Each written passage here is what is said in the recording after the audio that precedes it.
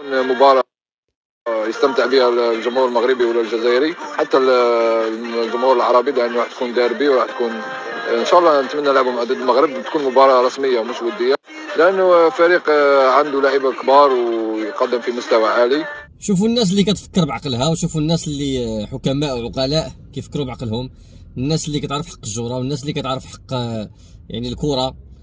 عرف ان القوه ديال المنتخب الوطني المغربي شنو كتعني وشنو كتسوى. غدا بونجاح المهاجم ديال المنتخب الجزائري لكره القدم، سولت واحد الصحفيه على ما كنظن، بغض النظر عن يعني مبتدئه، المهم سولته في احد اللقاءات الصحفيه سابقا، قالت له يعني لو كانت يعني مع من تبغي تلعب، قال لها انا ما كرهتش نلعب مع المنتخب الوطني المغربي ويكون يعني في مقابله رسميه ماشي وديه. قالت له علاش زعما بالضبط المنتخب الوطني المغربي؟ قال لها حيتاش عنده لاعبين من مستوى عالي، المستوى يعني اللي ممكن انه يخلي الناس تتفرج.